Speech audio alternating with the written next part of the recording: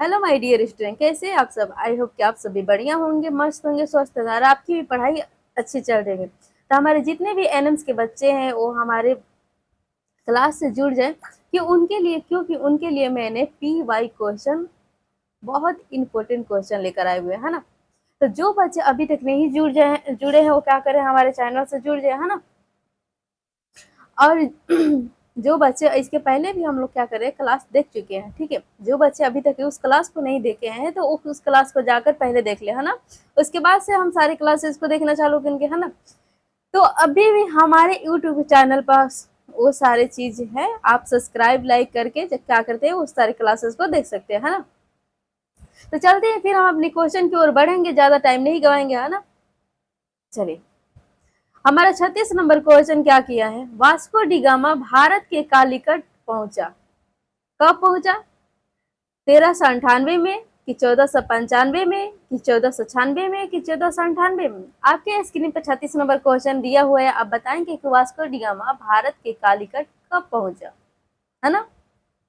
1398 कि 1495 में कि 1496 में कि 1498 में। जल्दी से बताएंगे 36 नंबर क्वेश्चन का आंसर। सभी लोग कमेंट्स बॉक्स में अपना आंसर देते चलेंगे, है ना। लास्ट में सबको स्कोर बताना है। हम आपको बार बार एक ही बात बोलते हैं कि लास्ट में सबको अपना अपना स्कोर बताना है। आप लोग स्कोर अपना नहीं बता पाते हो, सभी को अपना स्कोर बताना है लास्ट में, ठीक है। तो चलिए फिर बताइए 36 नंबर का आंसर आप बताएंगे कि वास्को डी गामा कालीकट कब पहुंचा था। चलिए बताइए लो। चलिए फिर हम 36 नंबर का आंसर देखेंगे और 36 नंबर का आंसर हमारा क्या होगा, ऑप्शन डी होगा 1498, है ना। कब पहुंचा था हमारे वास्को डी गामा, 17 मई। कालीकट कब पहुंचा था, 17 मई 1498, है ना। 1498 पहुंचा था। अब आपका क्वेश्चन पूछ सकता है कालीकट का हिंदू राजा कौन था, है ना। तो कालीकट का हिंदू राजा कौन था, हमारा जमोरियन था। जो क्या हुआ था, हमारे वास्को डी गामा जब कालीकट के तट पहुंचा था तो वो जमोरियन ने क्या किया था, उसका स्वागत किया था, है ना। भारत पहुंचने वाला प्रथम नाविक कौन था, हमारे वास्को डी गामा ही थे, है ना। चलिए फिर नेक्स्ट क्वेश्चन की ओर बढ़ेंगे और नेक्स्ट क्वेश्चन हमारा क्या कह रहा है देखेंगे, है ना।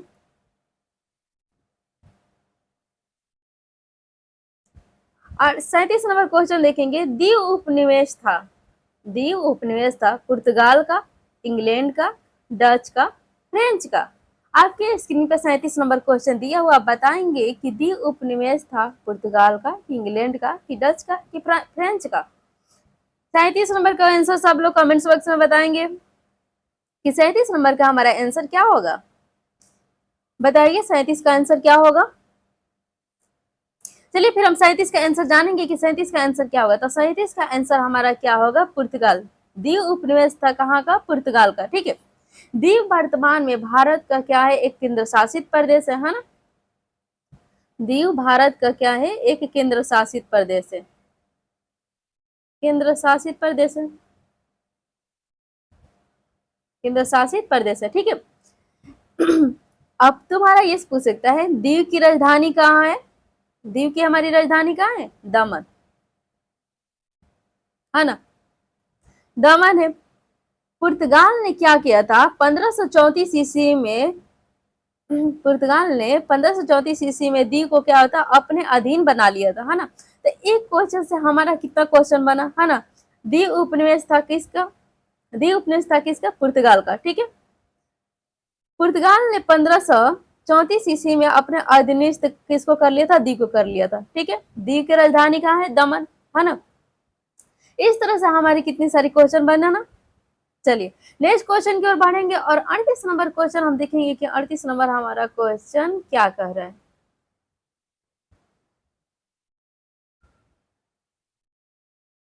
1612 में गुजरात में व्यापारिक पोस्ट स्थापित किया। ब्रिटिश ने, फ्रेंच ने, स्पेन ने, डच ने।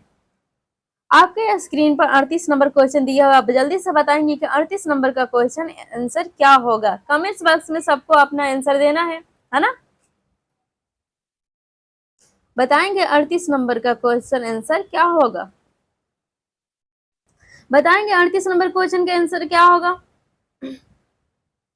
चलिए फिर हम 38 नंबर क्वेश्चन का आंसर जानेंगे कि हमारा 38 नंबर क्वेश्चन का आंसर क्या होगा। हमारा क्वेश्चन क्या है, 1612 में गुजरात में व्यापारी पोस्ट स्थापित किया। किसने स्थापित किया? तो हमारे ब्रिटेन ने स्थापित किया, है ना। ब्रिटेन ने स्थापित किया था 1612 ईस्वी में, गुजरात के सूरत के गुजरात में किया था, है ना। व्यापारी कोठी क्या था? स्थापित किया था। पहली बार अगर तुम्हारा क्वेश्चन ये पूछे, अगर आपका क्वेश्चन ये पूछे कि पहली बार ब्रिटिश ने भारत की सूरत में कोट व्यापारी कोठी स्थापित करने का प्रयास कब किया था? तो 1608 ईस्वी में किया था, है ना। पहली बार ये ब्रिटिश ने किया था, सूरत में व्यापारी कोठी स्थापित करने का प्रयास किया था। नेक्स्ट क्वेश्चन की ओर बढ़ेंगे और नेक्स्ट क्वेश्चन हमारा क्या कह रहे हैं, 39 नंबर क्वेश्चन देखेंगे, है ना। 1661 में चार्ल्स द्वितीय से कंपनी ने प्राप्त किया। बॉम्बे, मद्रास, कानपुर, कालीकट। आपके स्क्रीन पर 39 नंबर क्वेश्चन दिया हुआ है, 4 ऑप्शन दिए हुए हैं, आपको 4 ऑप्शन में से ही करेक्ट आंसर बताना है ना। तो 1661 में चार्ल्स द्वितीय से कंपनी ने प्राप्त किया, क्या प्राप्त किया? बॉम्बे, मद्रास, कानपुर, कालीकट। 39 नंबर का क्वेश्चन सब लोग कमेंट्स बॉक्स में बताएंगे 39 नंबर क्वेश्चन का हमारा आंसर क्या होगा। तो चलिए फिर 39 नंबर क्वेश्चन का आंसर का हम देखेंगे कि 39 नंबर क्वेश्चन का आंसर हमारा क्या होगा। तो हमारा 39 नंबर क्वेश्चन क्या है, 1661 में चार्ल्स द्वितीय को कंपनी ने प्राप्त किया। तो क्या प्राप्त किया? बॉम्बे, है ना। बॉम्बे प्राप्त किया, क्योंकि चार्ल्स द्वितीय ने 1661 ईस्वी में क्या हुआ था, चार्ल्स द्वितीय ने 1661 ईस्वी में बॉम्बे यानी ईस्ट इंडिया कंपनी को क्या किया था? प्राप्त किया था, है ना। चार्ल्स द्वितीय की शादी किसके साथ हुई थी? ये भी तो हमारा क्वेश्चन पूछ सकता है। आपका क्वेश्चन ये है कि चार्ल्स जो द्वितीय है ये कहाँ का सम्राट था? तो ये हमारा कहाँ का, चार्ल्स द्वितीय कहाँ का सम्राट था? इंग्लैंड का, है ना, इंग्लैंड का था। ठीक है, इसने बॉम्बे प्राप्त किया था, है ना। इंग्लैंड के यानी चार्ल्स द्वितीय का विवाह किसके साथ हुई थी? तो चार्ल्स द्वितीय का विवाह किसके साथ हुई थी? कैथरीन के साथ हुई थी, कैथरीन, है ना। कैथरीन के साथ हुआ था, कैथरीन के साथ हुआ था, क्योंकि कैथरीन कहाँ थी? पुर्तगाल की राजकुमारी कैथरीन के साथ किसका विवाह हुआ था? चार्ल्स द्वितीय के साथ हुआ था, है ना। नेक्स्ट क्वेश्चन की ओर बढ़ेंगे और नेक्स्ट क्वेश्चन हमारे क्या कह रहे हैं, 40 नंबर हम देखेंगे। 40 नंबर क्वेश्चन हमारा क्या कह रहा है ना, वारेन हेस्टिंग्स 1772 में कहाँ का गवर्नर नियुक्त किया गया था? बंगाल का, मद्रास का कि बॉम्बे का कि दिल्ली का? आपके स्क्रीन पर 40 नंबर क्वेश्चन दिया हुआ है, बताएंगे कि 40 नंबर क्वेश्चन का आंसर क्या होगा। वारेन हेस्टिंग्स 1772 में कहाँ का गवर्नर नियुक्त किया गया था? बंगाल का, मद्रास का, बॉम्बे का कि दिल्ली का? 40 नंबर क्वेश्चन का आंसर बताएंगे आप लोग कमेंट्स बॉक्स में, क्या होगा 40 नंबर के आंसर बताएंगे। तो चलिए हम 40 नंबर आंसर जानेंगे कि 40 नंबर के आंसर हमारा क्या होगा। तो हमारा क्या होगा, वारेन हेस्टिंग्स ने 1772 ईस्वी में बंगाल को क्या हुआ था? नियुक्त किया था, है ना, नियुक्त किया गया था, क्योंकि बंगाल का ये वारेन हेस्टिंग्स बंगाल का ये चौथा गवर्नर था, है ना। बंगाल का कौन सा गवर्नर था? चौथे गवर्नर था, कौन? वारेन हेस्टिंग्स, है ना। वारेन हेस्टिंग्स धैर्य शासन को क्या हुआ था? वारेन हेस्टिंग्स ने 1772 ईस्वी में भी क्या हुआ था? समाप्त कर दिया था। नेक्स्ट क्वेश्चन की ओर बढ़ेंगे और नेक्स्ट क्वेश्चन हमारा क्या कह रहा है ये देखेंगे, है ना।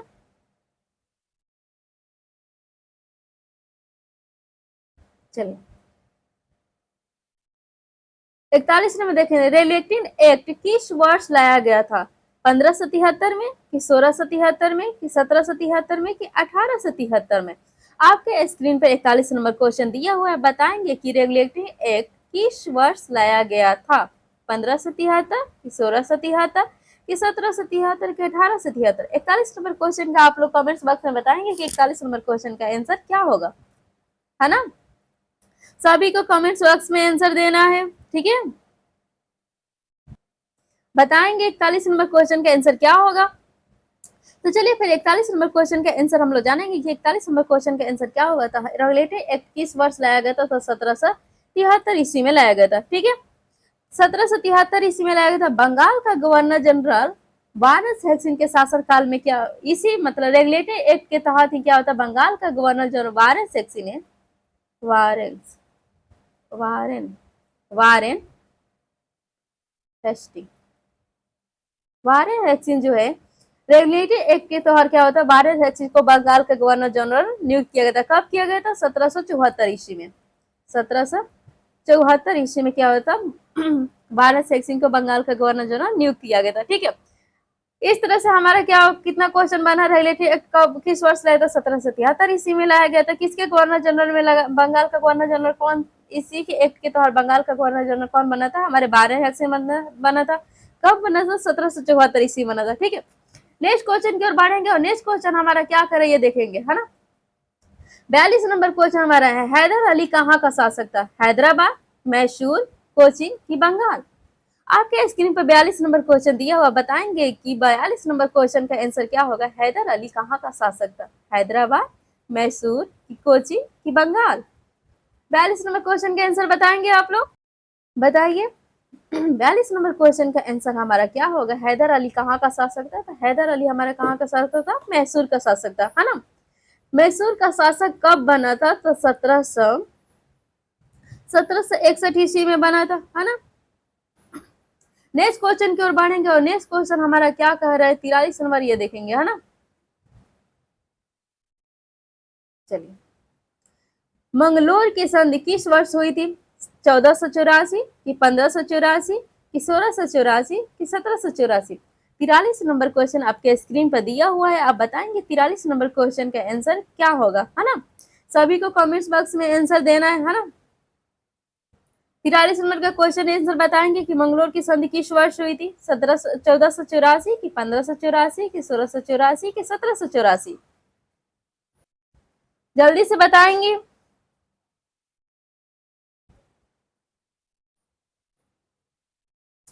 चलिए फिर इसका भी हमें 43 नंबर का आंसर जानेंगे कि मंगलोर की संधि कब हुई थी। तो मंगलोर की संधि कब हुई थी? 1784 ईस्वी में हुई थी, है ना।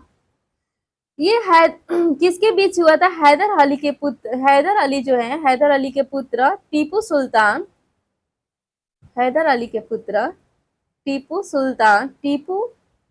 सुल्तान और अंग्रेजों के बीच क्या हुआ था? ये मंगलोर की संधि हुई थी, है ना। कब हुई थी? 1784 ईस्वी में हुई थी, है ना। नेक्स्ट क्वेश्चन की ओर बढ़ेंगे और नेक्स्ट क्वेश्चन हमारा क्या कह रहा है ये देखेंगे।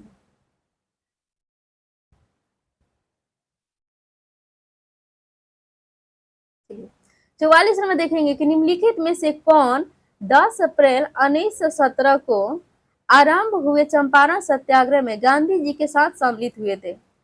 बाल गंगाधर तिलक, सुभाष चंद्र बोस, राजेंद्र प्रसाद, इनमें से कोई नहीं। आपके स्क्रीन पर 44 नंबर क्वेश्चन दिया हुआ, आप बताएंगे कि 44 नंबर क्वेश्चन का आंसर क्या होगा। जल्दी जल्दी कमेंट्स में बताएंगे। जो बच्चे अभी तक नहीं जोड़े हैं आप लोग शेयर कर दीजिए या फिर उन्हें जोड़ दीजिए, है ना। जल्दी से बताएंगे।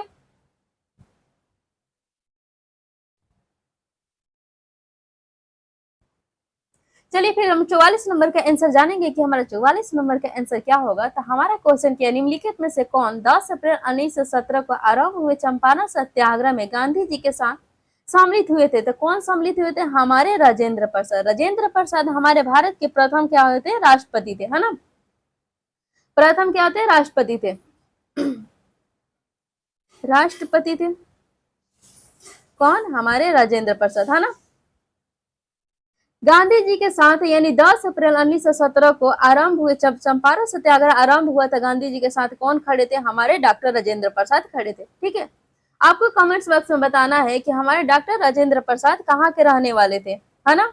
नेक्स्ट क्वेश्चन की ओर बढ़ेंगे और नेक्स्ट क्वेश्चन हमारा क्या, 45 नंबर क्वेश्चन क्या कह रहा है ये देखेंगे, है ना।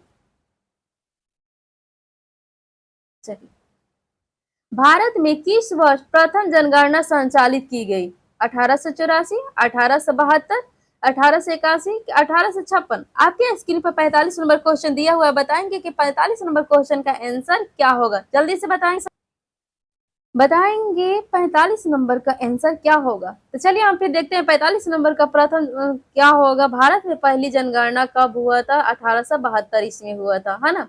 इस समय भारत का प्रथम अंग्रेज जो गवर्नर था वो कौन था? लॉर्ड मेयो था, है ना, लॉर्ड मेयो था, लॉर्ड मेयो था। भारत में किस वर्ष प्रथम जनगणना संचालित हुआ था? 1872 ईस्वी में हुआ था, है ना। इस जनगणना भारत में जब इस भारत में जब जनगणना हुआ था उस समय अंग्रेजों का गवर्नर कौन था? लॉर्ड मेयो था, है ना। नेक्स्ट क्वेश्चन की ओर बढ़ेंगे और नेक्स्ट क्वेश्चन हमारा क्या 46 नंबर क्वेश्चन क्या कर रहा है ये देखेंगे, है ना। सूरत विभाजन के समय 1907 के सूरत अधिवेशन में कौन भारतीय राष्ट्रीय कांग्रेस का अध्यक्ष नियुक्त हुए? डॉक्टर रास बिहारी घोष, लाला लाजपत राय, दादा भाई नौरोजी कि फिरोज शाह मेहता। आपके स्क्रीन पर 46 नंबर क्वेश्चन दिया हुआ है, आप बताएंगे कि 46 नंबर क्वेश्चन का आंसर क्या होगा, है ना, बताएंगे कि हमारा 46 नंबर का आंसर क्या होगा। तो चलिए फिर हम देखते हैं हमारा 46 नंबर का आंसर क्या होगा। तो हमारा 46 नंबर का आंसर क्या होगा? हमारे 1 नंबर रास बिहारी घोष, है ना, डॉक्टर रास बिहारी घोष। सूरत विभाजन 1907 में जब अधिवेशन हुआ था तो भारतीय राष्ट्रीय कांग्रेस का अध्यक्ष किसे नियुक्त किया गया था? हमारे डॉक्टर रास बिहारी घोष को किया गया था, है ना। नेक्स्ट क्वेश्चन की ओर बढ़ेंगे। हमारा नेक्स्ट क्वेश्चन क्या करे ये देखेंगे, 47 नंबर। निम्नलिखित में से कौन प्रथम भारतीय महिला अध्यक्ष थी जिन्होंने 1925 में कानपुर अधिवेशन की अध्यक्षता की थी, है ना। 47 नंबर आपके क्वेश्चन दिया हुआ, बताएंगे 47 नंबर क्वेश्चन का आंसर क्या होगा? बताइए 47 नंबर का आंसर क्या होगा। चलिए फिर 47 नंबर का आंसर हम लोग जानेंगे कि जो हमारी प्रथम भारतीय महिला जो अध्यक्ष थी 1925 में कानपुर का अधिवेशन की अध्यक्षता की थी वो कौन थी? हमारे सरोजनी नायडू थी, ठीक है। प्रथम भारतीय महिला ये अध्यक्ष थी सरोजनी नायडू, ठीक है। नेक्स्ट क्वेश्चन की ओर बढ़ेंगे। हमारा नेक्स्ट क्वेश्चन क्या कर रहा है, इस तरह से हम क्या है हिस्ट्री का क्वेश्चन कंप्लीट कर चुके हैं, ठीक है। ज्योग्राफी का क्वेश्चन देखेंगे और जानेंगे कि हमारा ज्योग्राफी का क्वेश्चन क्या है ना। हिस्ट्री का अपना बताएंगे स्कोर कि आपका हिस्ट्री का क्वेश्चन में कितना नंबर आया हुआ है ना। चलिए फिर 48 नंबर हम देखते हैं। निम्नलिखित में से कौन मृदा निर्माण का कारक नहीं है? जलवायु, कार्बनिक पदार्थ, समय कि मृदा टेक्सचर। 48 नंबर क्वेश्चन आपके स्क्रीन पर दिया हुआ है। 48 नंबर क्वेश्चन का आंसर आप लोग बताएंगे कि 48 नंबर क्वेश्चन का आंसर क्या होगा। ये सबसे इंपॉर्टेंट चीज होता है नहीं, नहीं वाला बात आप लोग ध्यान रखेंगे कि नहीं वाला, है ना। कौन मृदा निर्माण का कारक नहीं है? जलवायु कि कार्बनिक पदार्थ कि समय कि मृदा टेक्सचर। 48 नंबर का आंसर आप लोग बताएंगे कि 48 नंबर का आंसर क्या होगा। तो चलिए फिर 48 नंबर का आंसर हम लोग जानेंगे कि मृदा टेक्सचर जो हमारे क्या है मृदा निर्माण का कारक नहीं है ना। नेक्स्ट क्वेश्चन की ओर बढ़ेंगे। 49 नंबर क्वेश्चन हम लोग देखेंगे कि 49 नंबर क्वेश्चन हमारा निम्नलिखित में से किसे ब्लैक गोल्ड भी कहा जाता है? हीरा को, पेट्रोलियम को, कोयला को, ग्रेफाइट को। 49 नंबर क्वेश्चन आपके स्क्रीन पर दिया हुआ, बताएंगे कि 49 नंबर क्वेश्चन का आंसर क्या होगा। किसे ब्लैक गोल्ड भी कहा जाता है? हीरा, पेट्रोलियम, कोयला कि ग्रेफाइट। जल्दी से बताएंगे, जो बच्चे अभी तक नहीं जुड़े हैं वो जुड़ जाए, है ना। 49 नंबर का क्वेश्चन आप लोग बताएंगे कि किसे ब्लैक गोल्ड कहा जाता है। तो किसे ब्लैक गोल्ड कहा जाता है, इसका आंसर हम लोग देखेंगे कि किसे कहा जाता है। हमारे कोयला को कहा जाता है ना।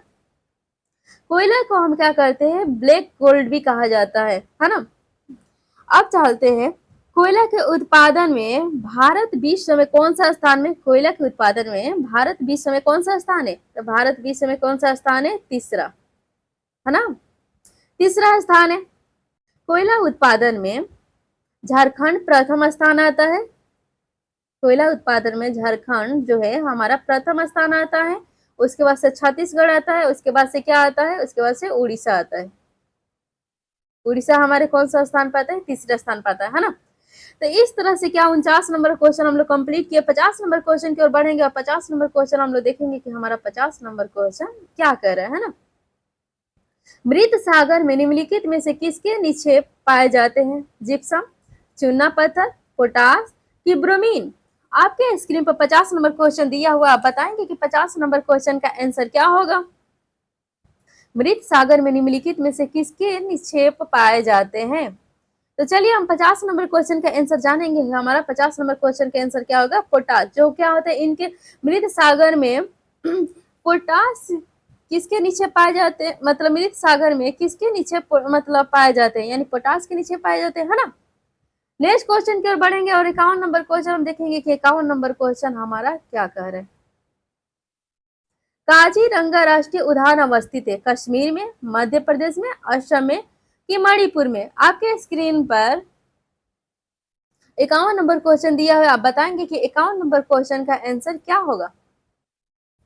51 नंबर क्वेश्चन के आंसर बताएंगे। काजीरंगा राष्ट्रीय उद्यान अवस्थित है, कहाँ अवस्थित है, तो चलिए हम इसका आंसर जानेंगे। ये हमारे क्या है, असम में अवस्थित है ना। काजीरंगा राष्ट्रीय उद्यान कहाँ है, अवस्थित है, असम में अवस्थित है। ये एक सींग वाले गेंडे के लिए मतलब क्या है, एक सींग वाले गेंडे के लिए क्या है, ये काफी ज्यादा प्रसिद्ध है हमारी काजीरंगा राष्ट्रीय उद्यान, है ना। आपके कमेंट्स, आपको कमेंट्स बॉक्स में बताना है असम की राजधानी कहाँ है ना। असम की राजधानी आप कमेंट्स बॉक्स में बताएंगे कि असम की राजधानी कहाँ है। नेक्स्ट क्वेश्चन की ओर बढ़ेंगे और नेक्स्ट क्वेश्चन हमारा क्या है, 52 नंबर, है ना। 52 नंबर हम क्वेश्चन देखेंगे। सीढ़ीनुमा खेती होती है मैदानी क्षेत्रों में कि मरुस्थलीय क्षेत्रों में कि पहाड़ी क्षेत्रों में कि तटीय क्षेत्रों में, है ना। 52 नंबर आपके स्क्रीन पर क्वेश्चन दिया हुआ है, इसके 4 ऑप्शन दिए हुए, आपको करेक्ट एक आंसर बताना है, ठीक है। जो बच्चे अभी तक नहीं जुड़े हो प्लीज जुड़ जाए। 52 नंबर क्वेश्चन का आंसर बताएंगे। सीढ़ीनुमा खेती होती है मैदानी क्षेत्रों में कि मरुस्थलीय क्षेत्रों में कि पहाड़ी क्षेत्रों में कि तटीय क्षेत्रों में। 52 नंबर के क्वेश्चन के आंसर आप बताएंगे।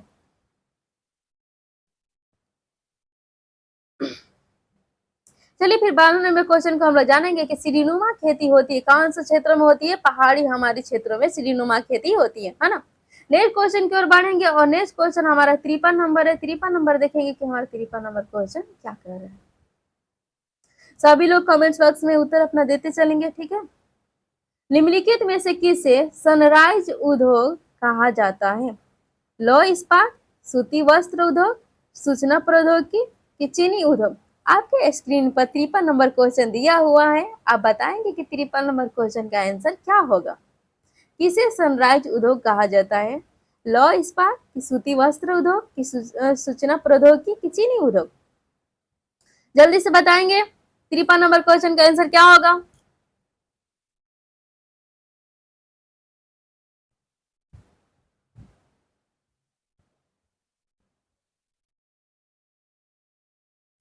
चलिए हम 53 नंबर क्वेश्चन के आंसर हम लोग जानेंगे कि हमारा जो सनराइज उद्योग कहा जाता है किसको कहा जाता है, सूचना प्रौद्योगिकी को कहा जाता है ना। किसे सनराइज उद्योग कहा जाता है, सूचना प्रौद्योगिकी, यानी ऑप्शन हमारा 3 होगा, है ना, ऑप्शन 3 होगा। 54 नंबर क्वेश्चन देखेंगे और 54 नंबर हमारा क्वेश्चन क्या कह रहे हैं, है ना, ये देखेंगे।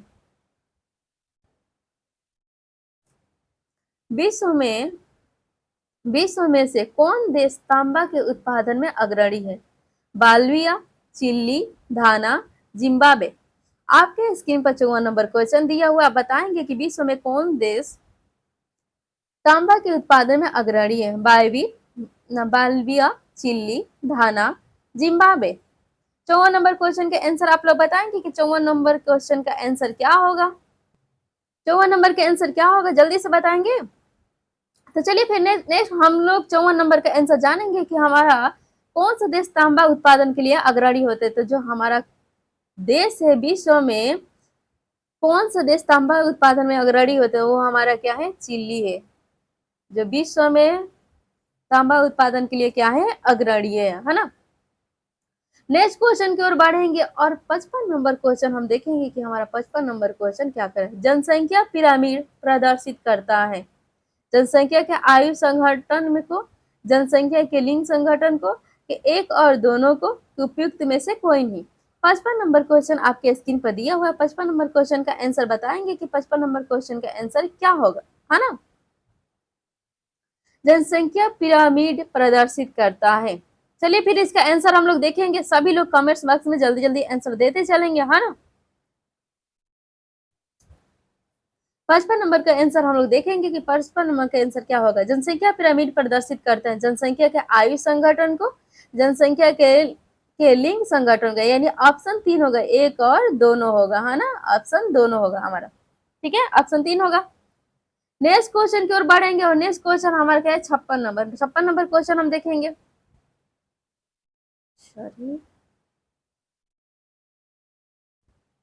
सलाल जल विद्युत परियोजना अवस्थित है कर्नाटक में, उत्तराखंड में, असम में कि जम्मू एवं कश्मीर में। आपके स्क्रीन पर 56 नंबर क्वेश्चन दिया हुआ, बताएंगे कि 56 नंबर क्वेश्चन का आंसर क्या होगा।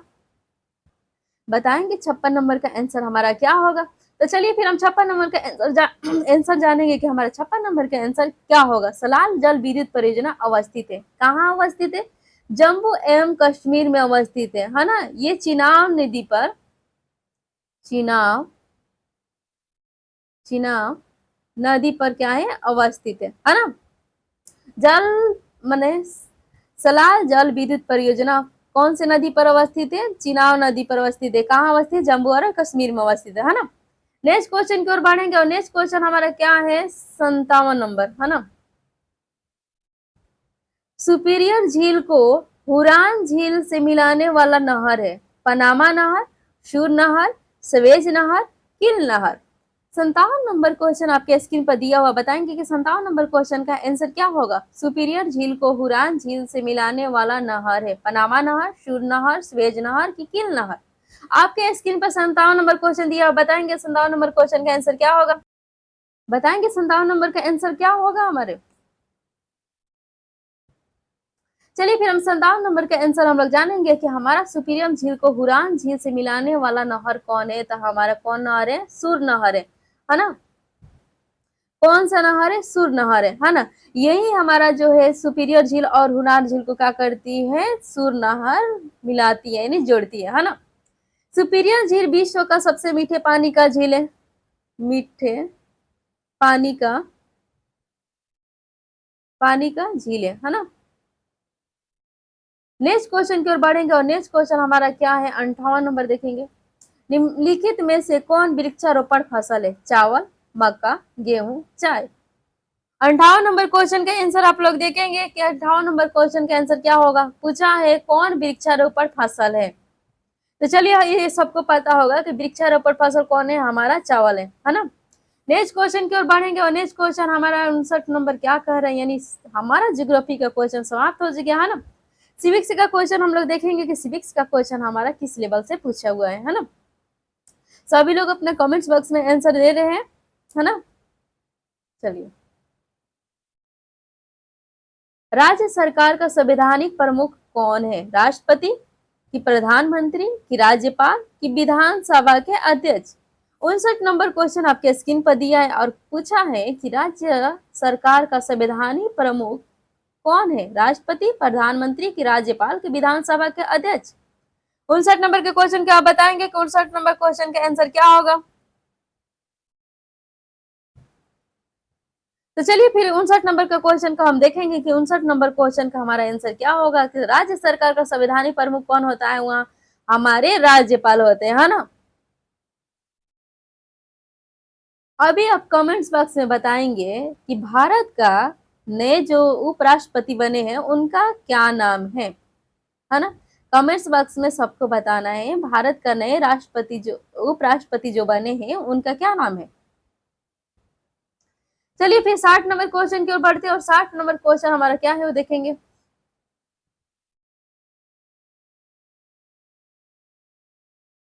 भारतीय संविधान आदेशित करता है कि भारत है पंथ निरपेक्ष, समाजवादी, लोकतांत्रिक, ये सभी।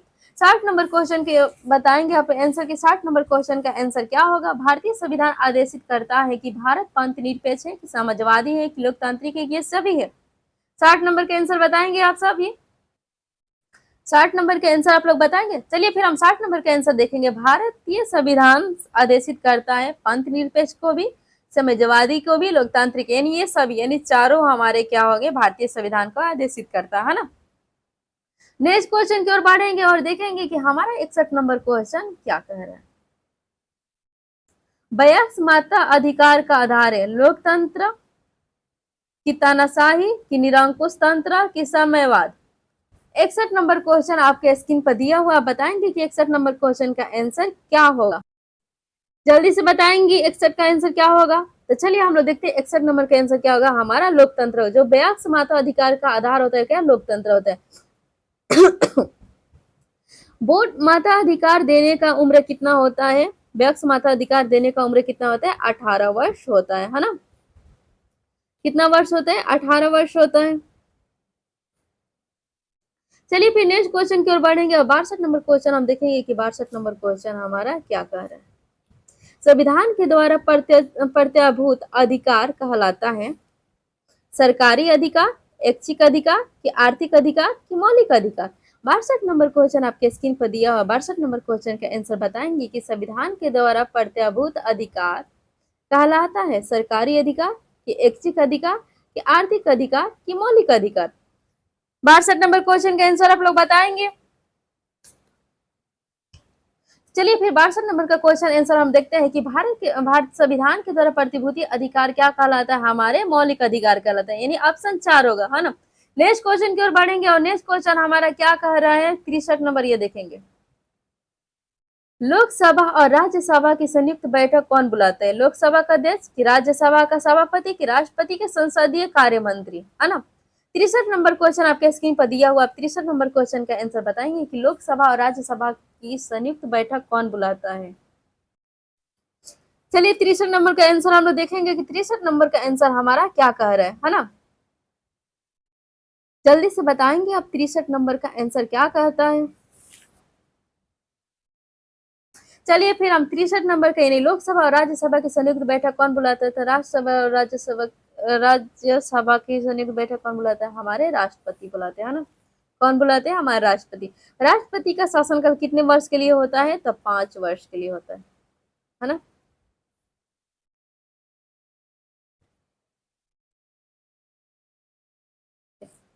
चौसठ नंबर हम क्वेश्चन देखेंगे। निम्नलिखित में से किस शब्द से लोकतंत्र व्युत्पन्न है? स्टेट्स की पोलिस की डेमोस और क्रेटस क्रेटस की सिविटास। ठीक है, 64 नंबर क्वेश्चन आपको दिया हुआ है। बताएंगे कि किस शब्द से लोकतंत्र व्युत्पन्न है। 64 नंबर का आप लोग आंसर बताएंगे।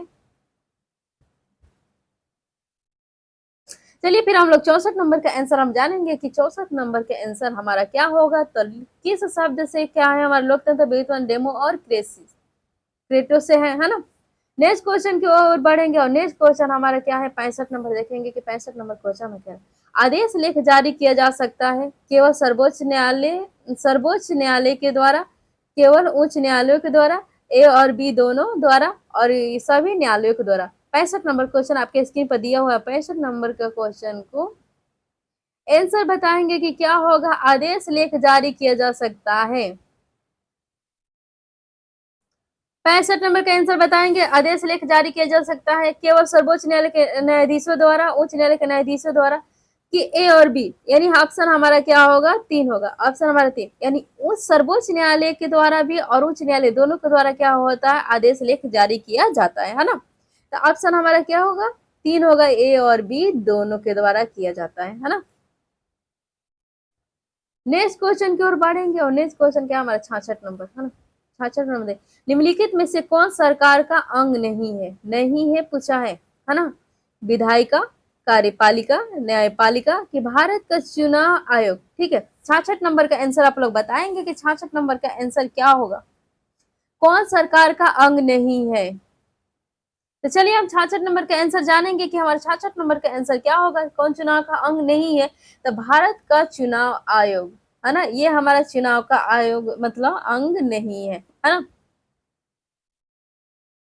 सॉरी, 66 नंबर का क्वेश्चन हमारा किया है निम्नलिखित में से कौन सरकार का अंग नहीं है। ये हमारा क्वेश्चन किया है। सॉरी, मैंने गलती से पढ़ दी थी। ठीक है, तो कौन अंग नहीं है? विधायिका की, कार्यपालिका की, न्यायपालिका की, भारत का चुनाव आयोग। ठीक है, 66 नंबर का आंसर हमारा क्या है? सरकार का अंग नहीं है। वो कौन नहीं है? भारत का चुनाव आयोग, है ना। ऑप्शन 4 होगा। नेक्स्ट क्वेश्चन की ओर बढ़ेंगे और 67 नंबर क्वेश्चन हम देखेंगे कि 67 नंबर क्वेश्चन हमारा क्या है। निम्नलिखित में से कौन प्रत्यक्ष लोकतंत्र का उपकरण नहीं है? वापस बुलाना, पहल कराना कि जनपद संग्रहालय की महाभियोग।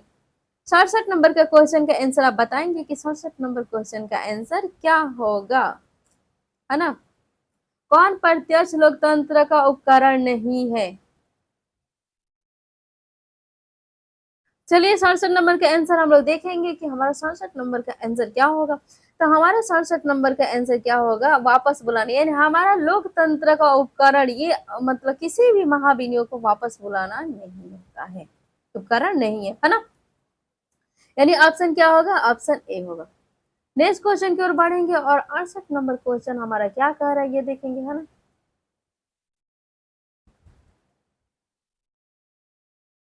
मौलिक कानूनों का समुच्चय समुच्चय जिसके अनुसार कोई देश शासन कार्य करता है वो क्या कहलाता है, कानून, संशोधन, संविधान, प्रस्ताव।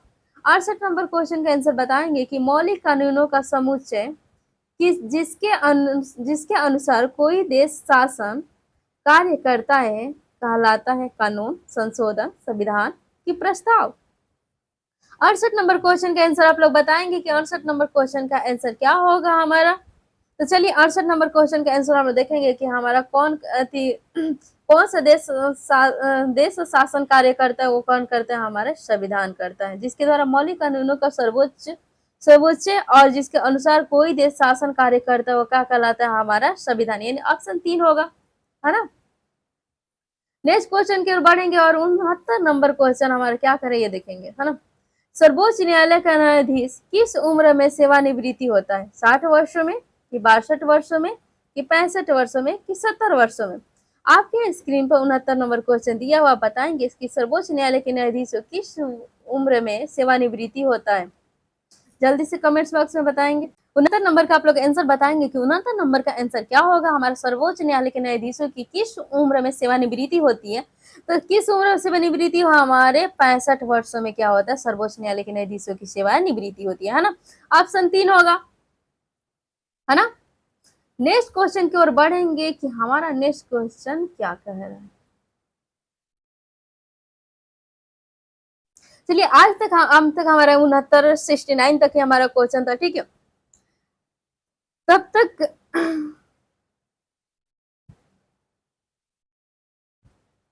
69 तक ही क्वेश्चन था, ठीक है। इसके पहले हम लोग जितना क्वेश्चन आप लोग किया, आप लोग कमेंट्स बॉक्स में बताएंगे कि आपका स्कोर किस लेवल पर आया है ना।